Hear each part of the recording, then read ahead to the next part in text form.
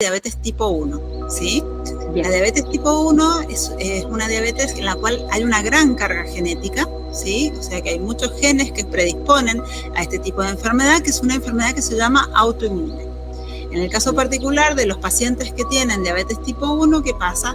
Dejan de producir insulina, o sea, no tienen insulina en su cuerpo, entonces debemos nosotros dársela a través de la medicación, ¿sí? Que es muy diferente a la diabetes tipo 2, que tiene una carga genética, pero es mucho menor. Que también está en niños.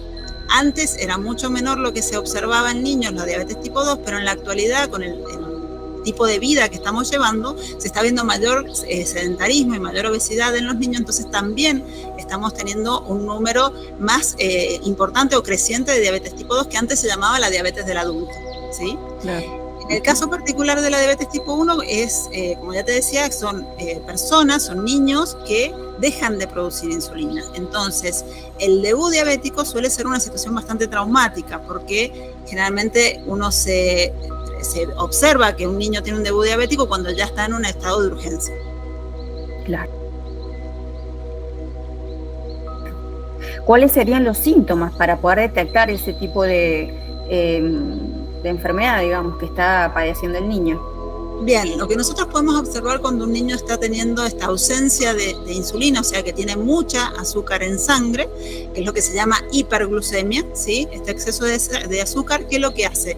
Que nosotros veamos un niño que puede tener mucha sed, por ejemplo, va mucho al baño, que se llama la poliuria, o sea, va muchísimas veces al baño, no sabemos por qué. A veces pasa que son niños que tienen 7, 8 años y, por ejemplo, se hacen pis en la cama en la noche, cuando no sería normal, digamos, son cosas que nos tienen que llamar la atención. A veces esa orina tiene mucha espuma, ¿sí? Es más, antiguamente, ¿cómo se detectaba este tipo de diabetes? Cuando hacían pis y venían las hormigas y se ponían a comer la orina. ¿Por qué? Porque tenían mucha carga de azúcar, porque suelen empezar a perder esa azúcar en la orina.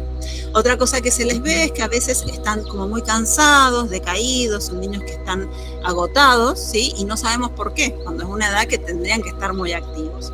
O muy irritables, que a veces uno lo dice, bueno, en realidad se está portando mal, está enojado, pero en realidad está teniendo un proceso de hiperglucemia. Otro tipo de síntoma que nosotros podemos observar es que este niño come mucho, pero adelgaza, que sería todo ese adelgazamiento no saludable, ¿sí? Son muy delgados y es porque están teniendo este proceso de hiperglucemia. Son todos factores que nosotros nos tienen que llamar la atención de que este niño está llevando un proceso que no es normal. Entonces, en ese caso particular hay que llevarlo al médico, informarle de estos síntomas y solicitar al médico que le haga una glucemia. ¿Sí? Una glucemia en ayuna, que es un estudio bastante sencillo, uno puede determinar si tiene niveles elevados de glucosa. ¿Sí? Otro factor a veces que se siente que no es lo más común, pero uno lo puede percibir, es por ejemplo cuando uno se acerca al niño y tiene un aliento muy fuerte, que nosotros decimos a veces aliento de quita esmalte, que uno abre una quita esmalte, bueno, ese olor a acetonas también puede ser uno de los síntomas de tener una hiperglucemia. Bien, entonces biológicamente están predispuestos para una diabetes tipo 2, pero es mucho más difícil detectar el debut de la diabetes mellitus tipo 1. No. Genéticamente están más predispuestos a tener diabetes tipo 1. La que tiene carga genética importante es la diabetes tipo 1. ¿Sí? Es más, hay genes que ya están determinados que dan un gran porcentaje de probabilidad de tener. ¿Sí? Por eso tenemos que tener cuidado son con estos pacientes que tienen o celiaquía o lo que se llama el hipotiroidismo de Hashimoto, ¿sí? Que es un hipotiroidismo tipo autoinmune, porque todas las personas que ya tienen una enfermedad autoinmune tienen mayor probabilidad de tener otra. Entonces, si yo tengo un niño celíaco, tengo que estar cuidándome o vigilando o haciéndoles controles más seguidos para que no tenga diabetes tipo 1. O si la tiene, detectarla a tiempo, digamos. Puede tener las dos enfermedades. Exactamente.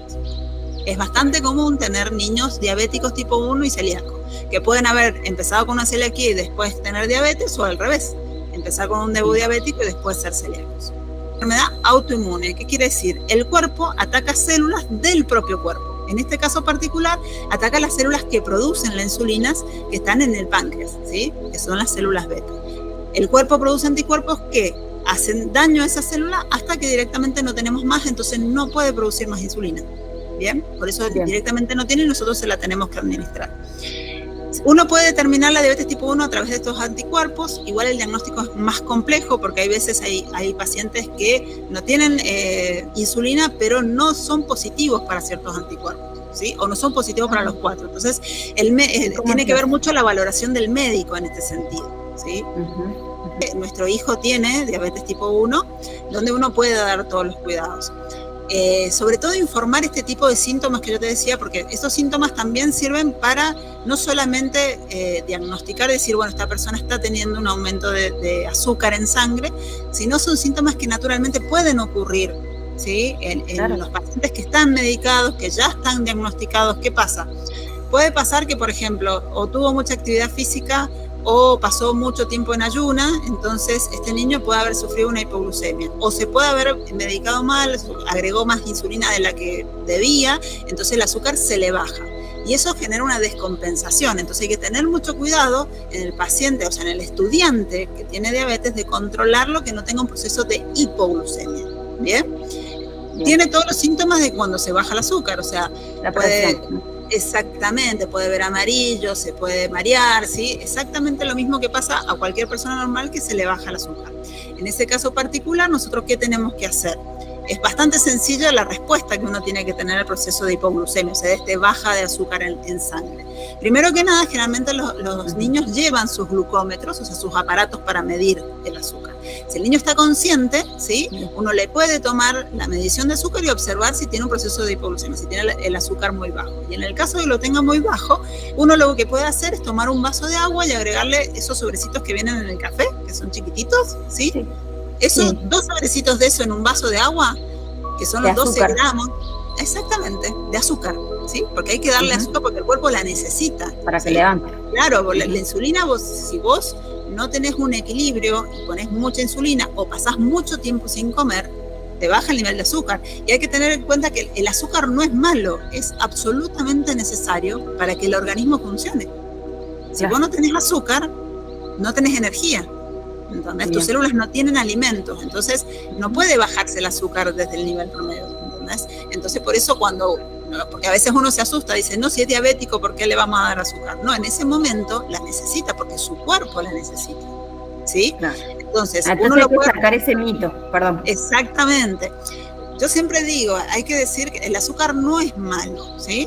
Lo que pasa es que hay que tener ciertos cuidados, tener alimentación, o sea, hay que tener un montón de otras cosas más complejas, pero no echarle la culpa al azúcar, porque sin el azúcar nosotros no sobrevivimos tampoco.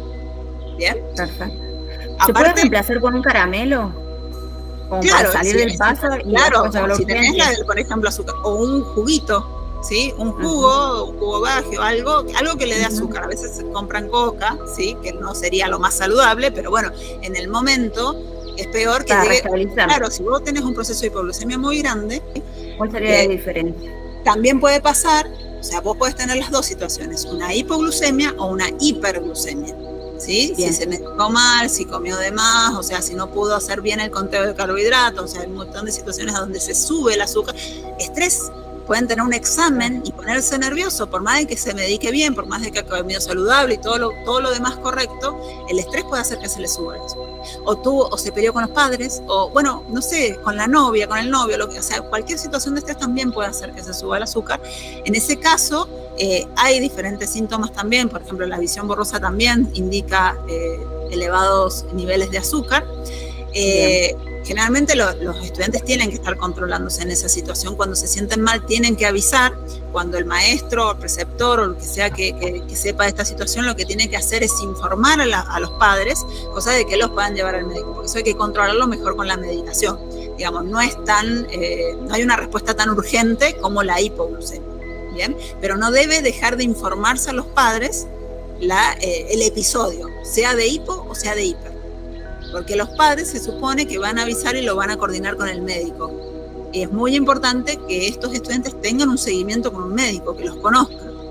Porque más allá de que uno habla de diabetes y dicen, bueno, todas las diabetes son iguales, en realidad cada individuo tiene una forma particular, ¿sí? Y entonces la medicación, cómo administrarla, todos los tipos de medicaciones que va a tener este paciente, en realidad van a depender del conocimiento que tenga el médico de ese paciente en particular y de las vivencias que tenga ese paciente. Del entorno.